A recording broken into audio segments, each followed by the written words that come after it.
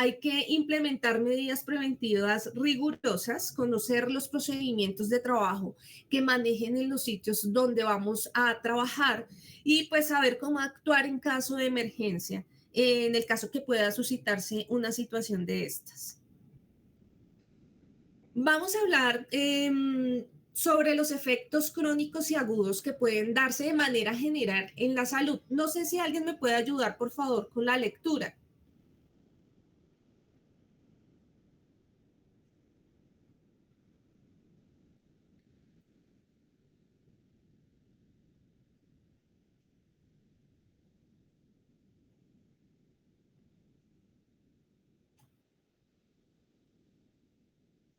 Bueno, referente a cuando nosotros somos expuestos a una sustancia química peligrosa, se pueden dar efectos de exposición aguda o exposición crónica.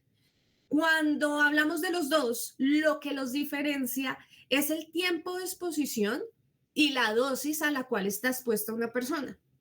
Cuando hablamos de exposición aguda, estamos hablando de exposición que produce alteraciones a la salud de manera inmediata. ¿Esto qué quiere decir? Que la exposición a una sustancia química fue durante periodos cortos, pero la dosis fue muy alta. ¿Listo? Esa es la diferencia entre los dos. Lo que les comentaba, el tiempo de exposición y la concentración o la dosis a la cual estuvieron expuestos. Normalmente la exposición aguda es lo que se presenta cuando se dan accidentes de trabajo. Un ejemplo, había una vez una ingeniera ambiental que hacía inspecciones a tanques de cloro. Con tan mala suerte de un día hacer su inspección, pero el personal que estaba a cargo del tanque era un personal nuevo, así que no hizo la inspección rigurosa antes de prender el tanque.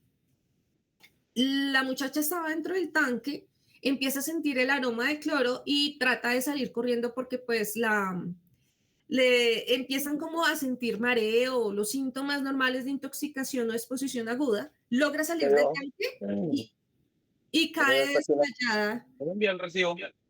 ¿Con usted? ¿Con usted? y cae desmayada al salir del tanque.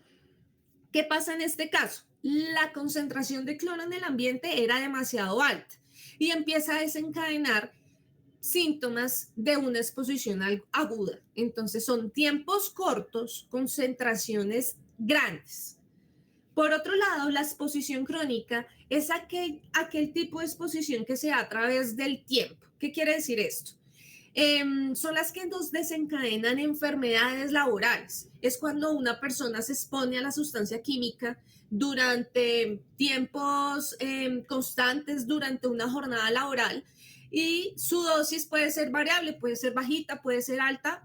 A veces es muy difícil poder determinar este tipo de exposición, pero quiero que se lleven la idea de la diferencia de los dos tipos de exposición y lo que me puede desencadenar. La exposición crónica desencadena enfermedades, entonces puede ir gestando un cáncer a través del tiempo, puede ir desencadenando diferentes tipos de enfermedades a través del tiempo, desencadenando ya en una enfermedad poco inusual. Entonces, como un cáncer, daños en la reproducción, malformaciones congénitas, son diferentes tipos de enfermedades que se pueden desencadenar. Todo esto es para poder entender que en la normatividad colombiana, Colombia se acoge a los límites que expone la ACGIH. Hablando de esta sustancia del sulfuro de hidrógeno, tenemos que hay unos límites que mediante estudios y caracterizaciones que ellos han hecho, permiten determinar esos umbrales a los cuales una persona puede estar expuesta. Hablando de este tipo de sustancia, tenemos los TLBs, referente al TWA, que es esa exposición media ponderada durante una jornada laboral de 8 horas. Para esta sustancia se establece que es de una parte por millón. Esta concentración que me mide, esta concentración media ponderada en el tiempo es para una jornada laboral de 8 horas y 40 horas semanales. a la cual la mayoría de los trabajadores pueden estar expuestos repetidamente día tras día sin sufrir efectos adversos sobre su salud. ¿Listo? Esto es muy importante. Entonces, una persona puede estar expuesta a esta concentración en esa jornada laboral. Por otro lado, el TLB Steel son los límites de exposición cortos para periodos cortos. En este caso, el tiempo ponderado es de 15 minutos. Esta concentración que nos mencionan es de 5 ppm. ¿Esto qué quiere decir? Que a una concentración de 5 ppm, una persona puede estar expuesta durante 15 minutos y según los estudios, pues no van a generar efectos o daños crónicos a la salud. ¿Listo? Por otro lado, tenemos el TLBC. Este es como el umbral de techo que se le llama. Es una concentración que no debería ser sobrepasada en ningún instante. Para esta sustancia no reportan esta concentración de techo, solo nos reportan la del horario normal de trabajo, las 40 horas semanales y el estilo. En el caso de que pueda darse una eventualidad, un incidente y se libere la sustancia, esto es lo máximo que una persona puede exponerse. ¿Listo? Referente a efectos a la salud, la exposición aguda a esta sustancia depende de la concentración y la duración, porque dependiendo de esto puede causar efectos que van desde una irritación leve hasta la muerte. Como vemos en la figura, como si habláramos de una exposición aguda, tiempos cortos pero concentraciones grandes, inmediatamente vamos a sentir irritación ocular, como dolor, lagrimeo, fotosensibilidad. Se va a sentir pérdida del sentido del olfato a medida que vaya aumentando la sustancia en concentración en el ambiente. Va a impedir que las células de oxígeno, que las células les llegue oxígeno, porque como se queda en las partes bajas, va a empezar a, por decirlo así, a sustituir el aire respirable y lo que se va a empezar a respirar es esta sustancia y esto va a generar como síntomas de sofocación, provoca irritación cutánea. Referente a los síntomas neurológicos, genera mareo, dolor de cabeza, náuseas, confusión e inclusive pérdida de la conciencia. Puede generar a nivel pulmonar dolor de garganta, tos, inclusive pues que cese la respiración. Y finalmente pues puede generar muerte pues por asfixia. Cuando hablamos de concentraciones, como pueden ver en la parte de abajo, están como los síntomas a medida que aumenta la concentración en el ambiente por la sustancia. Dentro de los signos de exposición crítica que podemos tener es que pues obviamente en este tipo de ambiente siempre van a haber detectores, entonces siempre va a haber una alarma, vamos a empezar a sentir visión borrosa y va a empezar a medida que aumente la concentración en el ambiente, esa dificultad para poder respirar. ¿Listo? Esta sustancia puede resultar nociva incluso en dosis bajas, por lo que daña directamente los pulmones y ataca el sistema nervioso central.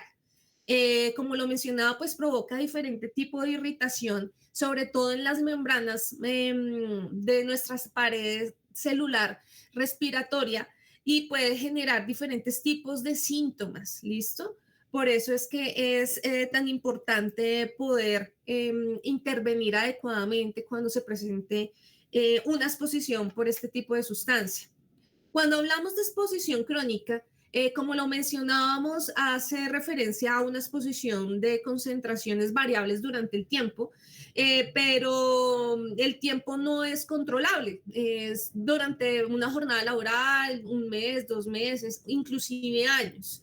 Se pueden generar síntomas a través del tiempo, como lo son a nivel de sistema respiratorio, pues que hay una irritación permanente de las vías respiratorias, lo que desencadena que haya una tos que no se quita, que siempre haya como esa dificultad para respirar.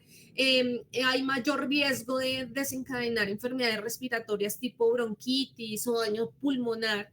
Referente al sistema nervioso, son personas que viven con mareos, con dolores de cabeza permanentes, problemas de memoria y concentración, cambios de humor, irritabilidad, depresión y otros efectos referente pues a la vista, visión borrosa, fotosensibilidad, inclusive trastornos digestivos, pérdida del apetito, puede desencadenar alteraciones en el hígado, riñones. Entonces es importante, a menudo este tipo de síntomas pueden ser reversibles con tratamiento. Ahí lo importante es poderse dar cuenta en el ambiente donde estamos trabajando y de esas condiciones que se deben tener en cuenta para la manipulación de esta sustancia. Referente a efectos a la salud, en este cuadro podemos ver referente al aumento de la concentración que se puede dar de esta sustancia en el ambiente, cuáles son los síntomas que pueden ir apareciendo. Si hablamos de bajas concentraciones, concentración de 0 a 20 ppm, que es lo máximo que nuestro eh, em, sistema olfativo puede llegar a detectar, podemos ver que se presenta eh, irritación ocular, dolor, enrojecimiento, sensación de quemazón tanto en las vías respiratorias como en nuestros ojos. Se presenta irritabilidad, insomnio, trastornos digestivos, pérdida del apetito. Eso solo a bajas concentraciones. Cuando aumentan los niveles, nos hablan de 21 a 99 partes por millón. Dicen que pues acá obviamente ya se han rebasado los límites de exposición. Recordemos lo que hablamos de la ACGIH, que nos dice que es 1 para una jornada laboral de 8 horas diarias y 5 para una exposición de 15 minutos. En este caso nos dice pues que ya el olor es muy desagradable, que ya se vuelve embriagador, que provocan lesiones oculares graves, migrañas, náuseas. Como pueden ver, a medida que aumenta la concentración de la sustancia en el ambiente, pues aumentan los síntomas y cada vez son más graves. Cuando ya hablamos de concentraciones por encima de los 100 ppm, ya estamos hablando de parálisis de nuestro sistema olfativo, dolores de cabeza, mareos, náuseas, pérdida de la conciencia y ya estamos hablando de que se puede desencadenar una muerte si no se hace una atención adecuada sobre la persona.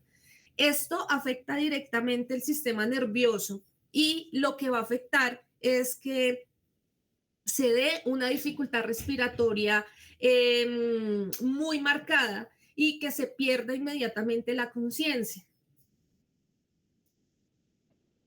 ¿Qué debemos vigilar referente pues a esos controles de ingeniería que se deben tener en cuenta, controles de ingeniería y controles administrativos para tener en cuenta para el manejo de esta sustancia? Normalmente este tipo de sustancia debe manejarse en sitios de ventilación adecuada.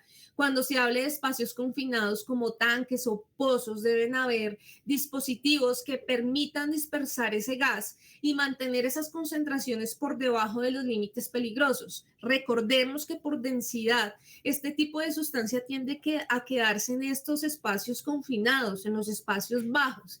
Y si no hay una buena ventilación que permita esa recirculación de aire, pues esa sustancia se va a quedar a ese nivel, generando contaminación directa a las personas expuestas.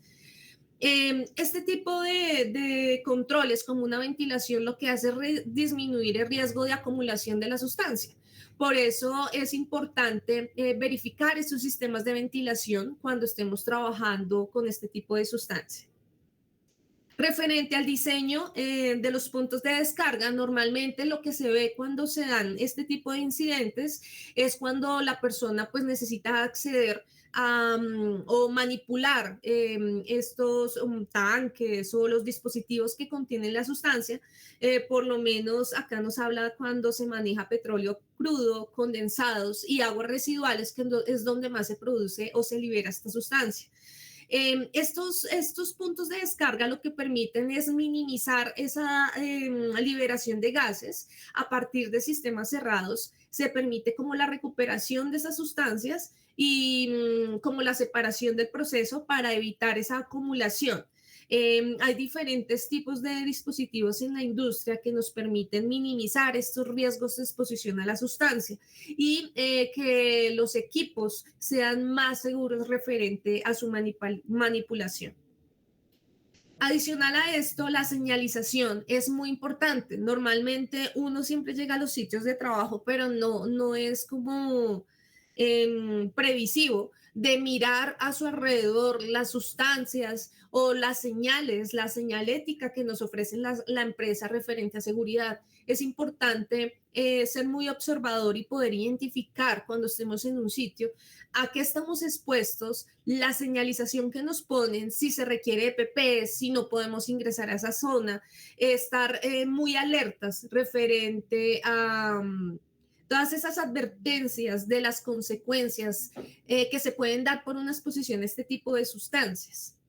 Recordar que estos controles son cruciales para poder reducir la exposición a esta sustancia en la fuente y deben implementarse de manera rigurosa. Referente a prácticas de trabajo seguro, es importante que cuando se manipule esta sustancia, pues hay que tener una comunicación constante, una comunicación efectiva con el personal que está haciendo las instalaciones o su manipulación. Hay que comunicarse con otros operadores, no podemos hacer un trabajo solo, por eso acá recomiendan ese sistema compañero en zonas de alto riesgo de manipulación de esta sustancia. ¿Esto que, para qué sirve? Es como ese trabajo con nombre de apoyo para poder garantizar esa respuesta rápida en caso de que se pueda presentar una emergencia. Es estar alerta referente a esas condiciones de seguridad, recibir esas alertas de seguridad y poder comunicar rápidamente a nuestro supervisor o a la atención de emergencia para en caso de que pueda ocurrir algo, de que todos estén alerta, de que se va a realizar un trabajo, no sé, confinado o bajo la manipulación de esta sustancia y que todos estén alertas en caso de dar una respuesta inmediata, en caso de que suceda algo. Hay que hacer una verificación de la dirección del viento. Normalmente, como esa sustancia tiende a quedarse en lugares bajos, es muy importante verificar en caso de que tengamos que hacer una evacuación, verificar la dirección del viento para ir en contravía de ella, para poder evitar esa posible exposición. Si no hay viento perceptible, lo que se hace es desplazarse a zonas elevadas, porque como es más, esta sustancia es más densa que el aire, tiende a acumularse en partes bajas. Entonces, por eso recomiendan buscar partes altas para evitar la exposición. Hay que realizar siempre inspecciones preoperacionales para poder realizar inspecciones visuales, verificar equipos, diligenciar las listas de chequeo, permisos pertinentes que me permitan identificar fugas o condiciones inseguras en la manipulación. También hay diferentes protocolos de purga y conexión que ya son procedimientos estandarizados de las empresas que me permiten pues verificar la integridad de los equipos y establecer esos protocolos de conexión o desconexión para no exponer a las personas que puedan estar trabajando en las mismas áreas. Referente a monitoreo y detección de esta sustancia, la importancia de los detectores es porque en este tipo de ambientes es muy importante poder estar, no solo depender de nuestro olfato, sino poder también depender de equipos que nos permitan determinar si el ambiente está con altas concentraciones de estas sustancias y pues que sean audibles para poder tener una respuesta inmediata por parte de nosotros para poder evacuar o reportar en el caso de que se puedan dar estas condiciones. Hay alarmas para exposición prolongada o ya alarmas para peligro inmediato. Esto dependerá del equipo que usen para poder realizar estas determinaciones y mediciones. Lo importante es que puedan, antes de cada jornada de trabajo, es importante ver si el equipo está funcional por más que el equipo esté calibrado y bajo las condiciones que se requieren para este tipo de trabajos, es importante verificar que los sensores pues respondan correctamente al contacto con el gas, que las alarmas estén activas, que haya como una confiabilidad del manejo de estos equipos en campo. Lo que les mencionaba de las calibraciones, es importante que pues estos equipos estén funcionales, que tengan su récord de mantenimiento y calibraciones al día, y pues obviamente que se capacite al personal en su manejo y que se pueda pues hacer una determinación o descarte del equipo en caso de que este no esté funcionando adecuadamente. Referente a equipos de protección personal, pues al manejo de esta sustancia se habla de equipos de respiración autónoma SCBA, los cuales suministran aire como fuente independiente. Em, Lastimosamente, cuando hay una emergencia por este tipo de sustancia, no se puede entrar a hacer rescate o ayudar, por decirlo así, si no contamos con el equipo de protección personal adecuado. Porque lastimosamente este tipo de sustancia, por decirlo así, suple o reemplaza el aire respirable y eso es lo que lo hace peligroso. Adicional, como es tóxico y genera todos esos síntomas que ya vimos, dependiendo de la concentración que haya en el ambiente, no es posible entrar con una máscara full face o equipo normal de nuestro uso diario a atender una emergencia. Es necesario tener esa fuente de aire independiente para poder generar la tensión, porque si no vamos a terminar es empeorando la situación en caso de emergencia. Hay equipos de escape que proporcionan, hay diferentes equipos que proporcionan como un tiempo respirable para poder salir, para poder evacuar. Y lo que hacen este tipo de equipos es que como que bloquean, son como, no se hagan de ver como burbujas que se colocan en la cabeza para que nos den un tiempo de respuesta rápido para poder evacuar en cierto tiempo. Son ligeros, son fáciles de usar y pues son usados precisamente en caso de emergencia, pero no sirven para trabajo prolongado. Entonces son ciertos equipos que nos sirven como para evacuar, para poder salir rápido, pero de ninguna manera nos van a servir para poder ayudar a atender una emergencia. Ahí lo más importante es poder reportar rápidamente para que los equipos que sí conocen del tema y sí tienen los EPPs adecuados puedan atender la emergencia. Otros EPPs que se usan, pues es el casco, las gafas de seguridad, guantes resistentes a productos químicos y calzado de seguridad, pero esto ya referente como a aisladas de la manipulación directa de la sustancia.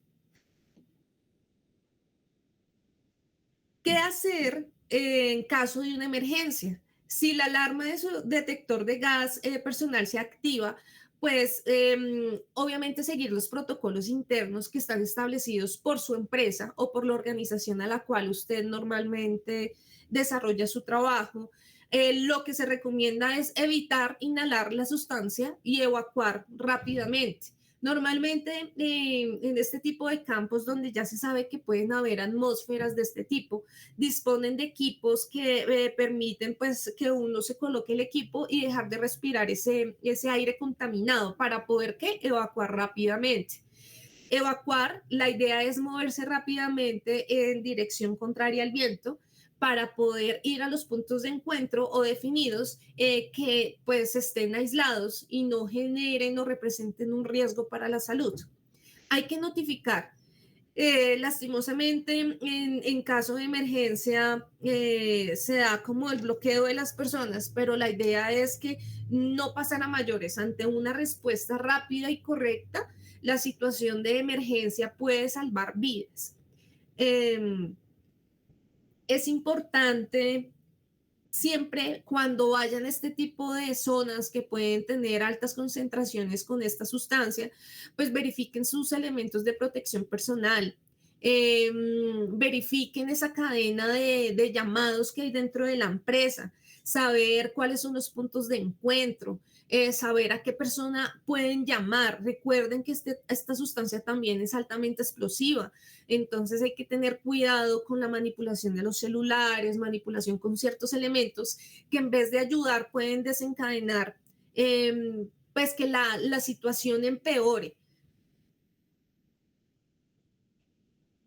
Referente pues a estos procedimientos, pues como les decía, siempre se necesita pues, personal altamente capacitado, el equipo que les mencionaba que tiene pues aire contenido, que le da una mayor tiempo de durabilidad para que pueda exponerse a este tipo de ambientes. No se puede improvisar. Normalmente uno como ser humano trata de ayudar, pero termina siendo otra persona a la que hay que rescatar y la idea no es empeorar la situación. Como les mencionaba, el equipo que deben usar es el equipo SCBA para poder ingresar a una zona contaminada y poder realizar el rescate. Hay que contener la respiración, hay que tratar de no respirar esta sustancia. Entre más tiempo se desencadenan más los síntomas. La idea es poder mover a la persona afectada al aire fresco, ventilado, asegurar que no presente ningún tipo de riesgo y que se pueda atender inmediatamente, verificar pues la respiración y el pulso que tenga la persona y inicial RCP si está si la víctima no respira y si necesita este servicio, y pues nada, avisar. Pero todo esto, pues lo debe realizar personas que sean capacitadas, que tengan la experiencia y que tengan los equipos necesarios para poder atender un tipo de emergencia de este tipo. ¿Qué es lo importante en el manejo de esta sustancia? Pues tener el conocimiento para pues no cometer ningún tipo de actuación inadecuada en caso de emergencia. Hay que conocer muy bien los peligros a los cuales estamos expuestos para poder evitar cualquier tipo de riesgo en la manipulación de esta sustancia. Aprender a comprender los peligros asociados del ácido sulfídrico y su presencia en el entorno de trabajo, seguir los procedimientos adecuados. A veces a uno le da pereza asistir a esas capacitaciones de ingreso, pero esas capacitaciones lo que nos dan son todas esas herramientas para poder actuar en caso de que suceda una emergencia. Recuerden que todas esas protocolos de seguridad siempre se generan es porque algo sucedió en algún momento. Entonces no son gratis, es porque algo debió suceder y en respuesta a eso se generan esos procedimientos. Hay que hacer un uso adecuado de los elementos de protección personal.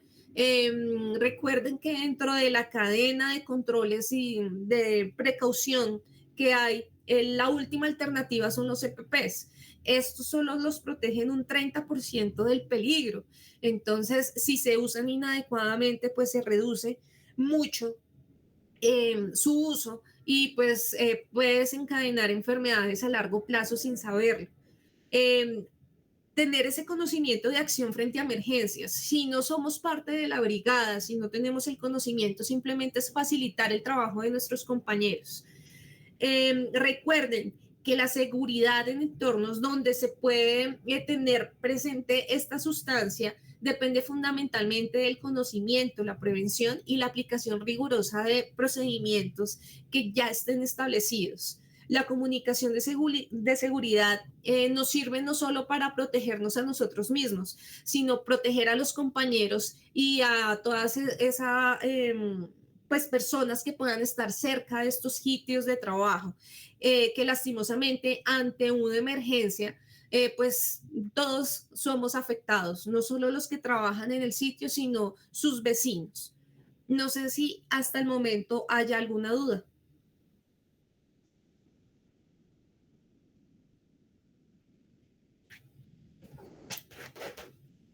No, ingeniera, ninguna. Perfecto. Entonces, por el chat les voy a compartir un formulario donde van a responder unas preguntas referente a la capacitación que se acaba de presentar.